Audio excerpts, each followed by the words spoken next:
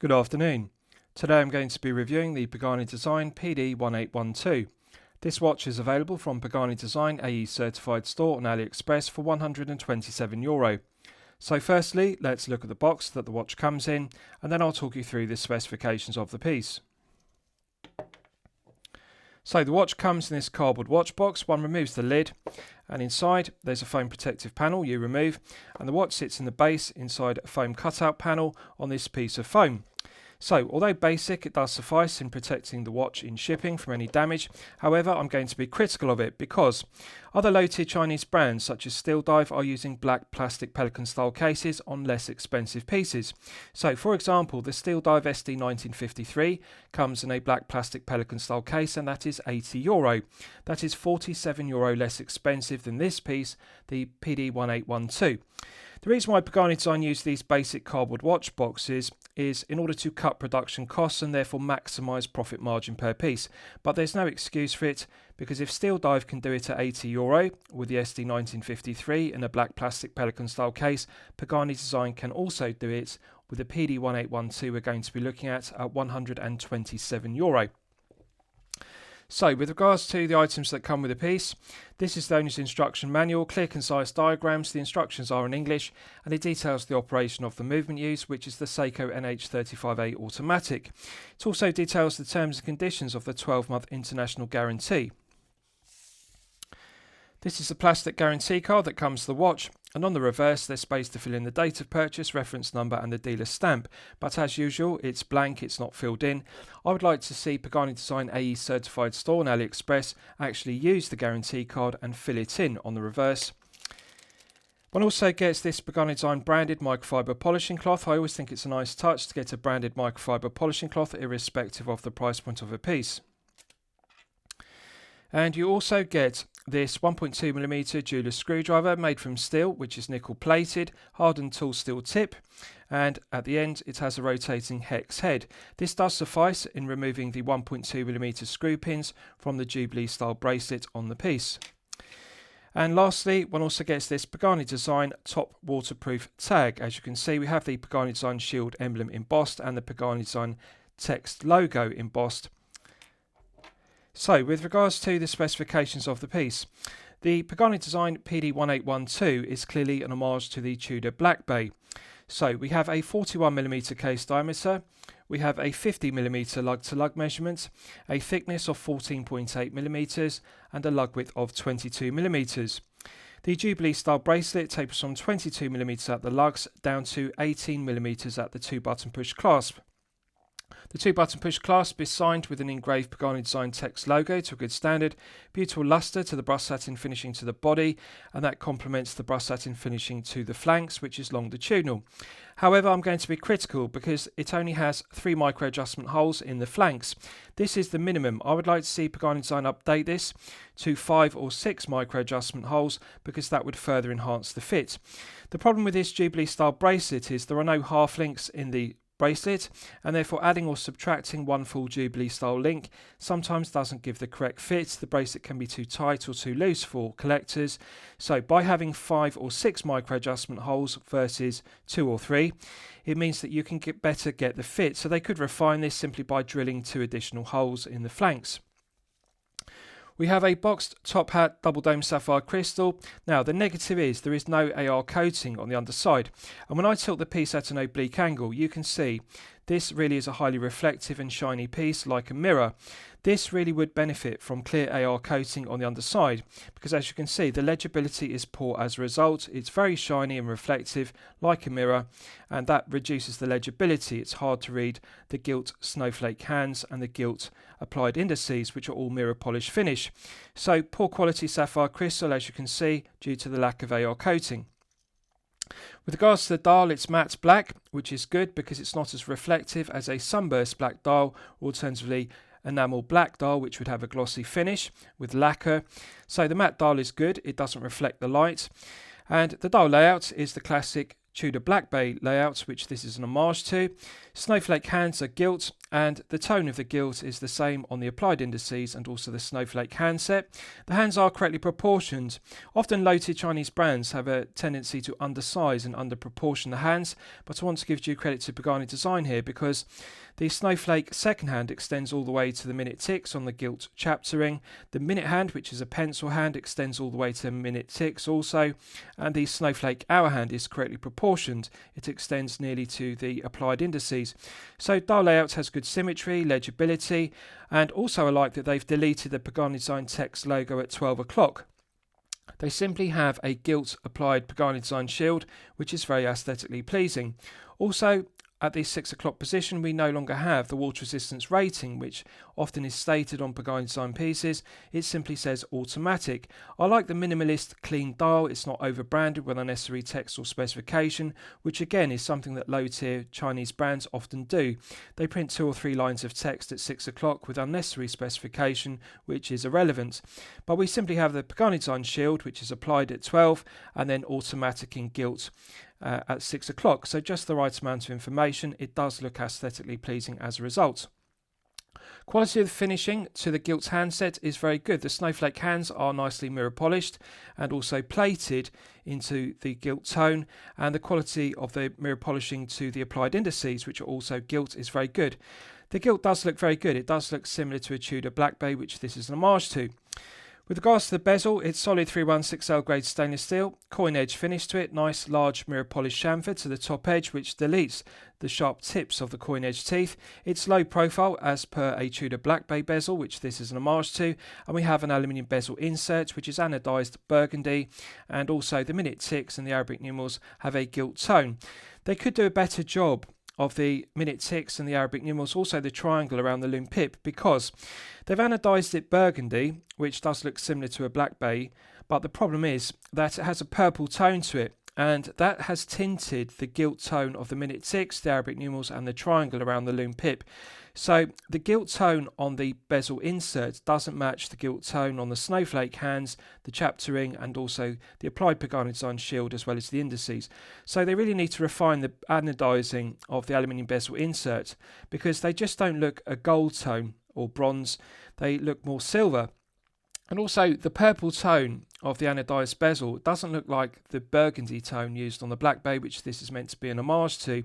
It looks too purple. So I think they need to refine the colour tone of the anodising. They also need to improve the quality of the anodising of the minute ticks and the Arabic numerals to make them more gold or bronze coloured rather than looking more silvered. Now, with regards to the aluminium bezel insert, the quality of the printing of the minute ticks in the first quarter is good. The definition of the Arabic numerals is good. So the fonts used is good. It's not too thick. It looks sharp and high definition and crisp. The triangle also looks good. So they just need to improve upon the quality of the anodising of the aluminium bezel insert. Now, subjectively, one could be critical because it's not ceramic, because obviously anodised aluminium is not as hard and scratch resistant as ceramic, but this is meant to be an homage to the Black Bay, which also uses an aluminium bezel insert, and therefore I think they've made the correct decision by not using ceramic, which would look glossy and more contemporary.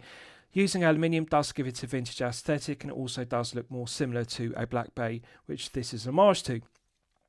So let's test the bezel execution. 120 click unidirectional bezel, as one would expect.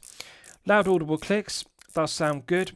However, the resistance feels too light. I think they should tighten up the click spring in order to give it more resistance, because the spring-loaded action feels too light. It's much lighter than a Seiko 5KX, for example. Feels very similar to a Pagani design PD-1661 in terms of resistance. It's got that characteristic light action to it. I think they need to make the click spring beneath the bezel stiffer to engage with 120 grooves more, so that there's more friction, and to make it a heavier action because it feels too light. Lateral side-to-side play. Now I'm just going to check it in 4 positions, because when I level criticism at a brand, I like to be fair rather than unfair, and I like to be unbiased. So in 4 positions we've got lateral side-to-side play, which is a disappointment. Let's check the back play. Again, we have back play. I'm going to check it in 4 positions for consistency. In all 4 positions we have back play, and this is disappointing. So the bezel wobbles, lateral side-to-side play and also back play. Let's just check the alignments. Perfect. So the Lume pip and triangle does align correctly with the 12 o'clock index on the dial and the 60-minute tick on the gilt chapter ring.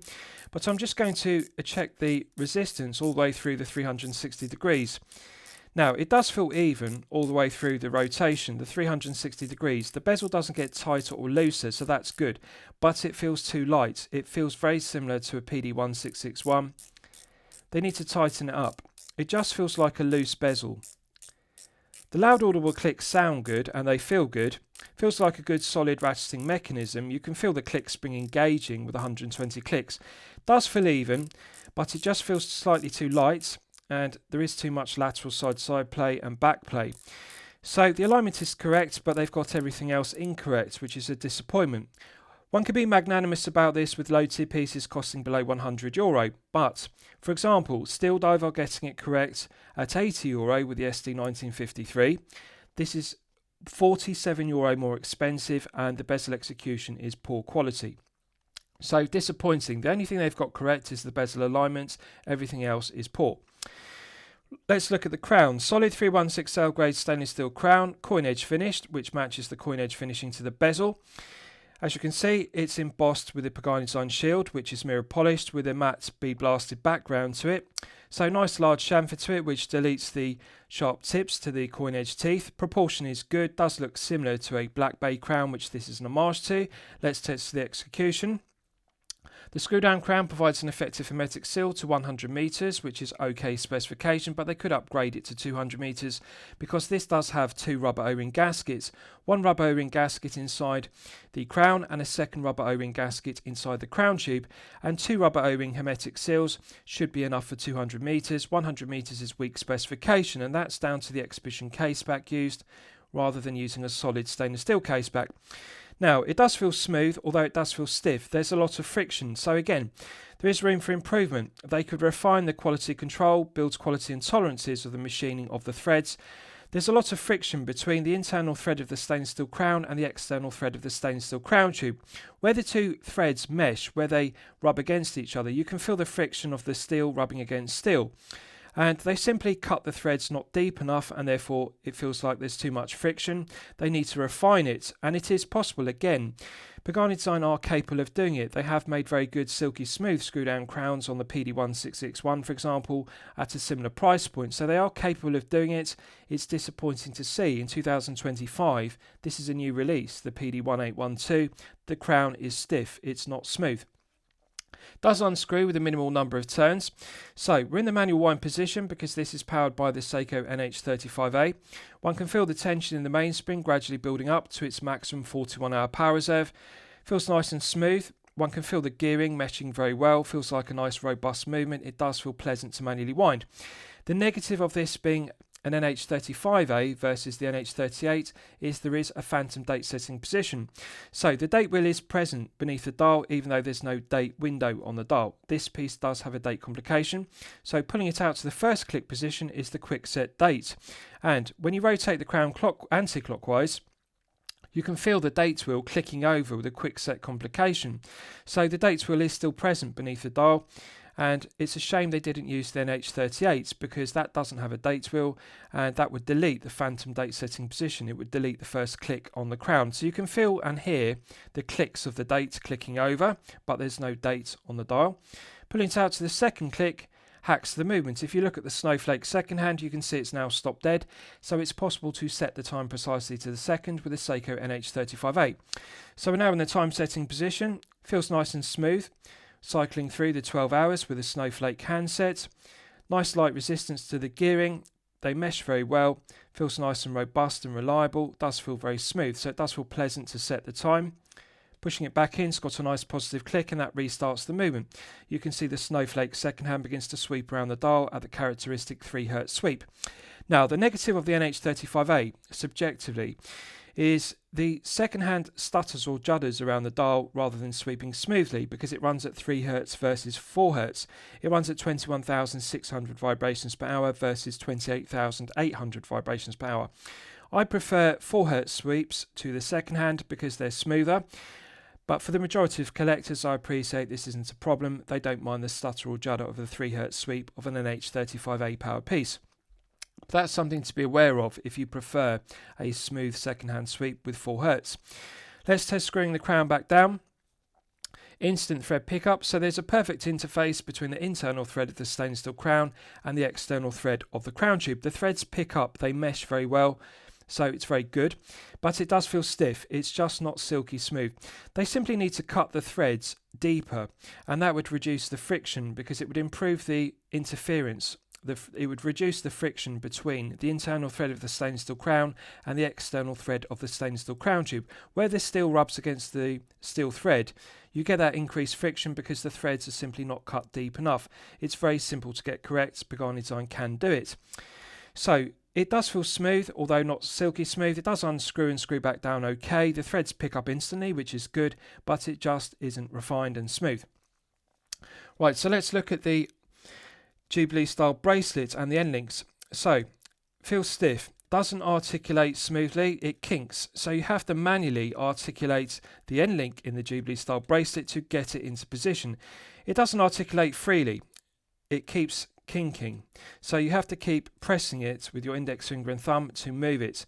This is disappointing. Build quality, quality control and tolerances.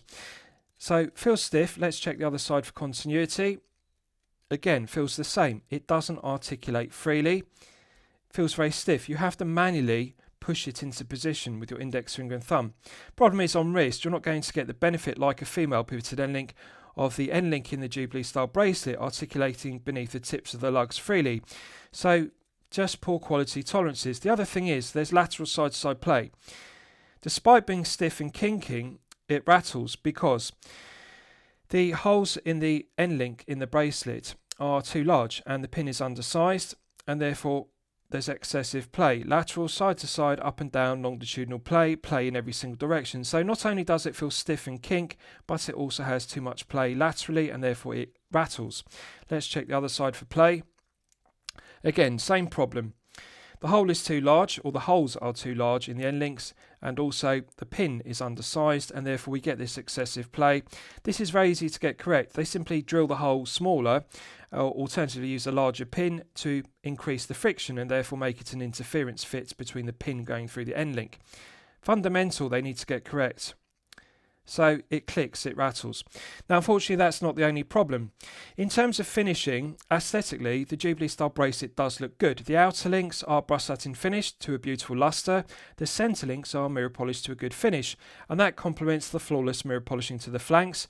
On the positive note, there are no sharp edges to the top edge or the low edge of the flanks. The bracelet does not pull arm hairs, so they are all positives. But negative is every single one of the screw pin links has excessive play and it rattles. The cumulative effect of all that excessive play across the length of the bracelet is it's very sloppy. And there's lateral, longitudinal, side to side and up and down play in every single direction. It's a very sloppy Jubilee style bracelet, as you can see. Now, on a positive note, the links do articulate freely due to all the excessive play. As you can see, the links don't feel stiff, they don't kink, which is good. So it does feel comfortable on the wrist because it does articulate freely. Now, these links, as you can see, again articulate freely. They don't feel stiff, which is good. But the negative is too much play, and it rattles when it's on wrist. You can hear it. So lateral, longitudinal, side to side, up and down play in every single direction. They really need to improve upon the quality control, builds quality and tolerances of the Jubilee style bracelet. So let's look at the clasp. Solid 316L grade stainless steel clasp, milled clasp, and as you can see, beautiful luster to the brushed satin finishing to the body. Quality of the engraving is good. It's sharp and high definition, and it doesn't feel rough. It's been deburred very well. Longitudinal brushed satin finishing is very good on the flanks. Nice luster to it, but as I've detailed, it has the minimum 3 micro adjustment holes. It needs to have an extra 2 holes drilled in the flanks to give 5 or 6 micro adjustments. 2 button push triggers have light resistance. They're spring loaded, does open freely. So internals are brushed satin finish to a beautiful luster to the top side, underside and flanks. Doesn't have sharp corners to the centre section, so that's good. And no sharp edges to the top edge or the low edge of the flanks. So it's been deburred and chamfered to a good standard. Let's check the hinge pins. Left hand hinge pin has excessive play. Lateral, longitudinal, side to side, up and down play in every single direction, so that's disappointing. Let's check the centre hinge pin. I'll just put my glove behind it and you'll see it better. with the camera focused on it. Lateral, side to side, up and down, longitudinal play in every single direction, so it clicks. Finally, let's check the right hand hinge pin. Again, lateral, longitudinal, side to side, up and down play. Cumulative effect is all three hinge pins have excessive play, left, centre and right, and this is disappointing because, as you can see, the solid mill clasp rattles. It has excessive play in every direction. My concern is long-term durability. How long is it going to be before one of these hinge pins fails due to the undersized pin in the elongated hole having too much shear load on it, and therefore the riveted ends either wear off or alternatively the pin just simply shears and fails and drops out. So it rattles. It's a poor quality solid mill clasp. Now, one can be magnanimous about this poor quality control, build quality and tolerances with a low tip piece below €100 price point, but this is €127. It is wholly unacceptable. Now, another negative and cost-cutting measure is the diver's extension link is pressed stainless steel rather than being solid milled as per a Rolex EasyLink style extension.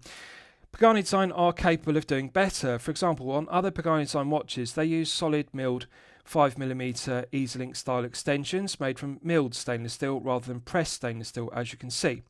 This is a cost-cutting measure in order to maximise profit margin per piece. Now, on a positive note, it does click into the body with a nice positive click, and it does deploy with a nice positive click. So it does work okay and provide extension. But it's just a disappointment to see pressed stainless steel extensions used at their €127 price point rather than a micro adjustment clasp or alternatively a solid milled extension. So this is a cost-cutting measure too far and very disappointing. Right, so let's look at the case back. Exhibition case back glazed with mineral crystal. The stainless steel portion of it is concentric CNC lathe tool machine to a good standard, very good quality finishing and machining to it. It's engraved with a reference number PD-1812 and also Pagani design text logo. Quality of the finishing is very good. The circumference is mirror polished to a good standard. The milled slots are deburred and chamfered. The thing I like about it is the centre section is nice and flat. It's not a bubble back profile to it, so although it's an exhibition case back, it doesn't add significant thickness. Now, this is only 100 metres, and this is the negative of the piece. They could easily upgrade this to 200 metres if they exchanged the exhibition case back for a solid stainless steel case back. The benefit of that is that would reduce the thickness of the piece, because this is a very thick piece at 14.8mm. 13mm is the sweet spot, as you'll know from my previous reviews. So they could delete 1mm of thickness from this piece by simply using a stainless steel case back rather than this exhibition case back. But having said that, it does do a good job of displaying the movement, which is the Seiko NH35A. It's a sterile movement, it's not decorated, so it's very plain and not very interesting to look at, but it is good to be able to see it. So mineral crystal is acceptable rather than sapphire crystal at this price point, and strictly speaking, one doesn't need sapphire crystal in the case back because it's not prone to being scuffed and scratched as per the front of the piece. Quality of the finishing to the case back is very good, and I like that it's flat and low profile, so it does feel comfortable against the wrist. The end links are a good snug fit to the head of the piece. The underside to the head of the piece is finished to a good standard. No sharp edges to the undercuts to the flanks, and the tips of the lugs have been deburred and chamfered very well. They've got nice large chamfers to the tips of the lugs, so that deletes the sharp corners to the four tips of the case. The case is very well finished and they deserve credit for it. Now, with regards to the finishing to the head of the piece, we've got brush satin finishing to the tops of the lugs, which is Rolex or Tudor style because it has a grained finish to it, and it looks very aesthetically pleasing the way it catches the light. Large mirror polished bezels, which mark the transition between the top of the curved lugs and the flanks to the case. I like the large mirror polished bezels. They do look very similar to a Tudor Black Bay, which this is homage to. The brush satin finishing is rather rough. Now, what I mean by that is the luster is good, but the actual grained finish is not as fine as it could be, and I think they could improve upon the quality of the finishing to the flanks of the case, because the brush satin finishing doesn't have a fine grained finish, it's a rough grained finish, and there is room for refinement. So it does have a nice luster to it, but it's just not very smooth and fine. They really need to improve the quality. On the crown guard side, it's the same, does have a beautiful luster to it, but the satin finishing just isn't as smooth and fine. So to put it into perspective, they are capable of doing it, because if you look at the outer links in the Jubilee style bracelet, They have a beautiful luster. Now, the satin finishing on the outer links is much finer. The brushed satin finishing is finer. The grained finish has finer grains. So it looks smoother rather than being rough. But if you contrast that with the flanks to the case, you can see the satin finishing is rougher. It's not as smooth as on the bracelet links. So it's a shame that they're not using the same satin finishing on the outer links of the brushed satin finishing to the Jubilee style bracelet as on the flanks to the case. As you can see, it's just got rougher finishing. Also on the tops of the lugs, it does have a rougher finishing to the satin finishing. So there's a lack of consistency between the bracelet finishing in terms of satin finishing, the bracelet finishing, and the tops of the lugs and the flanks of the case. They are capable of doing it, but again, it's a cost-cutting measure to have rough satin finishing versus fine satin finishing. So I'll give you a wrist shot and you can see how it fits on my 8-inch wrist. Now, I haven't sized the bracelet. And as you can see, I can easily fit 2 fingers beneath the bracelet and clasp at all times.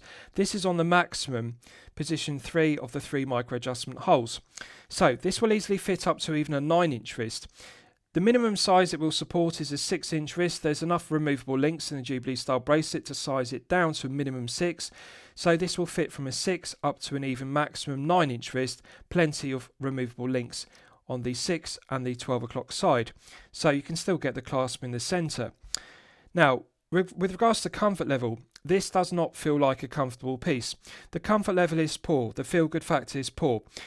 2 reasons. The heft, 162 grams. Now bear in mind, that is with a lot of links in the bracelet, as you can see. So even removing a significant number of links, that's still going to be in excess of 150 grams, which is the sweet spot. This piece is 12 grams in excess of the sweet spot for comfort level, 150 grams. It's a large piece, 41mm head of the piece, and it does have a very long lug to lug measurement of 50mm. So straight away I'm going to say, if you're a collector with a smaller wrist of 6 to 7 inches, you'll find that this wears with too much wrist presence at 41. There's something I need to make you aware of. Although the case is 41mm, the bezel is larger. There is an overhang. The bezel is actually 42. So the bezel is 1mm larger than the head of the piece. It overhangs 0.5mm on the left hand flank, 0.5mm on the right hand flank. So visually it looks and feels like a 42mm, even though the actual dimension of the case is 41, the bezel is 42. It does look and feel like wearing a 42mm piece. 50 is too long. 48 is the sweet spot. I often referred to it in my previous reviews because 48 is the perfect lug to lug measurement for all wrist sizes, 6 to 7 inch wrist and 7 to 8 inch wrist respectively. At 50, it's 2mm too long. Even on my large 8-inch wrist, you can see there is some slight overhang to the tips of the lugs, and this is because the case is 2mm too long. I appreciate that this is an homage to the Black Bay, which does have tall slab-sided flanks to the case, and it is a thick piece. It also is 41mm, but this is far too tall. They've made a mistake by using a boxed top hat style crystal, as you can see, because that adds 2mm of thickness to an already very tall, thick piece. 14.8 is far too thick. They could reduce this to 13mm simply by making 2 refinements. A stainless steel case back versus an exhibition case back would reduce the thickness by 1mm. Using a flat sapphire crystal rather than a boxed top hat double dome sapphire crystal would reduce it by another millimetre. So that would reduce it from 14.8 down to 12.8, thus below the sweet spot 13mm. If this were 12.8, it wouldn't feel so top heavy and it wouldn't feel like a slab of 316L grade stainless steel on wrist. The other problem is at 14.8, this is not going to easily slip underneath a shirt cuff if you wear business shirts. 13mm is the sweet spot for a dive piece to easily slip underneath the shirt cuff. At 14.8, this is 1.8mm too tall. It's 14.8, it's 1.8mm too thick to slip underneath the shirt cuff. So it's going to be more difficult as a daily wear piece to get it under a shirt cuff. Really, it does look too tall, feels too tall, and it also feels top heavy. The head of the piece feels too thick and heavy for the bracelet, even though the bracelet does have a lot of meat on it. At 22 down to 18, it is a rather large, thick bracelet, and you can really feel the meat of the bracelet links. If this were a 20 to 16, that would reduce the heft down to 150 grams rather than 162. Bracelet feels too heavy. Clasp also feels too light because the gauge of the 316L grade stainless steel is too thin. It's not a solid heavy gauge of 316L. If this were a longer, larger micro adjustment clasp with more meat on it, it would better balance the head of the piece because it feels like a tall, thick slab of 316L grade stainless steel on a very heavy bracelet but with a very light clasp. So the clasp feels lightweight, bracelet feels very heavy, head of the piece feels too tall and thick. So it just does not feel comfortable. Comfort level is poor, feel good factor is poor. Also has very tall slab sides to it. Now I appreciate the Black Bay also has tall slab sides to the flanks, but this is even thicker, as you can see, and it is notable on wrist. You can see because of the Exhibition case back, there's a gap beneath the undercuts to the flanks, so it just sits too tall on the wrist, and then it's compounded by the box top hat crystal being 2mm too thick, as you can see. Even on a large wrist of 7 to 8 inches, 14.8 is too thick, 50 is 2mm too long, and too much meat on the bracelet. 22 to 18 is just not enough taper. A 20 to 16 would look much better and also reduce the heft. So 162 feels like a very heavy piece. It is uncomfortable to wear for long periods of time, such as 8 to 12 hours per day. Right, so let's do a lume test and we'll see how the lume performs when it's charged up to the absolute maximum. So as always, I'm going to use my 100 UV LED torch to charge it up to the absolute peak. Right, so that's now fully charged. Now, this is disappointing. Initially, the exciter on the applied indices and also the snowflake hands and the lume pip appears to glow brightly. We're clearly looking at C3 Super Lume Nova, which has a patina tone. Now, the positive is, in daylight conditions, the peach patina tone of the C3 they're using on the dial and hands does match correctly. The hands don't look lighter or darker than the indices, which is good. But this is clearly 2 to 3 or 3 to 4 layers of C3. We're not looking at the industry standard, the optimum 5 to 6. And now the negative of this is you're going to see that the indices are going to fade much quicker than the hands. They've applied more layers on the snowflake handset. The lume pip is already beginning to fade very quickly. Now the other negative is if you look at the colour tone match, you can see the applied indices look more yellow rather than the snowflake hands, which look more green. So there's a colour tone mismatch of the peach patina tone used in the C3. So the indices are looking more yellow and the hands are looking more green. The lume pip has the same green tone as the hands, although it's not the same brightness, it looks darker. So we've got two problems here. The colour tone is incorrect between the dial and the hands and the lume pip. The other problem is the number of layers applied. Clearly you can see the snowflake handset has more layers applied to it rather than the indices on the dial. Now I'm just going to leave it for some time because I want you to see it fade. The problem with only 2 to 3 or 3 to 4 layers versus 5 to 6, which is the industry standard, is the exciter doesn't glow as brightly and it also fades quicker. Now, if you look at the dial in particular, you can see the applied indices, they're glowing yellow rather than green, and they're fading, and they're going to quickly fade to nothing. So this is a clear cost-cutting measure by Pagani Design in order to maximise profit margin per piece, and it is wholly unacceptable. One can be magnanimous about this kind of production cost-cutting measure with low-tier pieces below €100, but even Steel Dive with the SD1953, that is an €80 price point piece. The BGW9 Super Lume Nova they're using is clearly 5 to 6 layers. They do not cut these kind of production costs, and therefore the performance of the exciter on the SD1953 is excellent. So they are capable of doing it at only €80. Pagani Design are simply doing this to cut production costs in order to maximise profit margin. They are capable of using 5 to 6 layers of BGW9 or C3, but you can see here this is clearly 2 to 3 layers on the dial and 3 to 4 layers on the snowflake hands and the lume pip. So now the lume is fading very fast and it will quickly fade to nothing.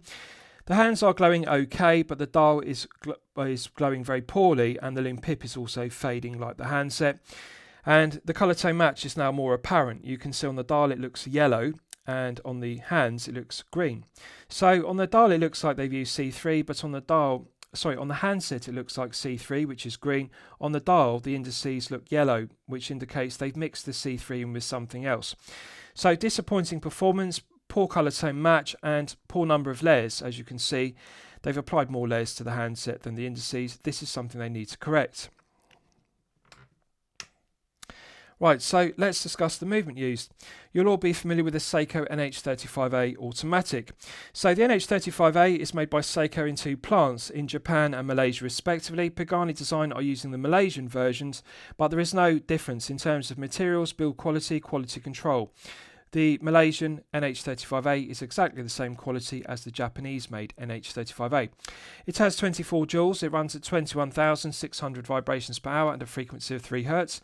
It has hand winding and hacking, which use for complications, and also a quick set date complication. The negative of the quick set date in the case of this piece is the phantom date setting position on the crown. There are 2 clicks on the crown. I'd prefer to see Pagani Design use the NH38, which is the no date version of it, rather than this NH35A, because the date wheel is present beneath the dial and it still has the date complication. So the NH38 would be a more suitable choice because this is a no date piece. 41-hour power reserve is perfectly acceptable.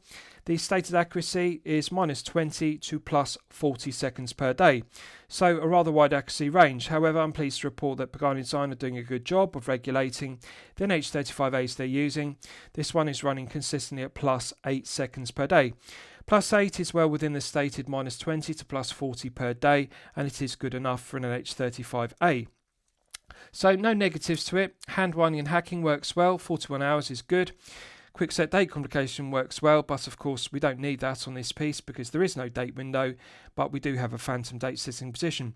They really should be using the NH38 to delete the phantom date setting position. But the movement is good. It's reliable, well proven, workhorse movement. No reliability issues whatsoever. Feels good to manually wind. Hacking works well. I like it. It is the correct choice at this price point of €127 to be using the NH35A or the NH38. So lastly, I'll summarise the piece. What do I think of it overall? Well, when I'm considering reviewing a watch on my channel, the watch meet 2 criteria. It should be both excellent quality and excellent value at the respective price point. So, low tier piece, price point is €127. I'm going to declare it poor quality and I'm going to declare it poor value at €127. What we're looking at with this piece is cost-cutting measure after cost-cutting measure, and several of these cost-cutting measures are a step too far.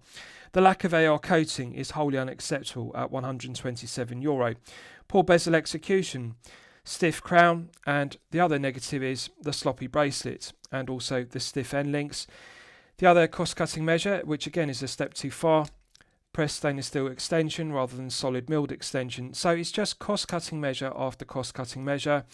Even the solid mill clasp has excessive play, so it's sloppy. So Pagani Design have made a disappointing piece. Above all else, the most disappointing cost-cutting measure of this piece is the Lume. 2 to 3 layers on the dial and 3 to 4 layers on the snowflake handset and the Lume pip. So the performance of the C3 on this piece is very poor. As I've detailed, other low-tier Chinese brands such as Steel Dive with the SD1953, they are capable of doing it at a lower price point of only €80. They're using BGW9 and 5 to 6 layers. They even have a fully loomed ceramic bezel insert with BGW9 at €80. This is €47 more expensive, but yet we have 2 to 3 layers on the dial. And it's very poor quality performance. We don't even have AR coating on the underside of the sapphire crystal.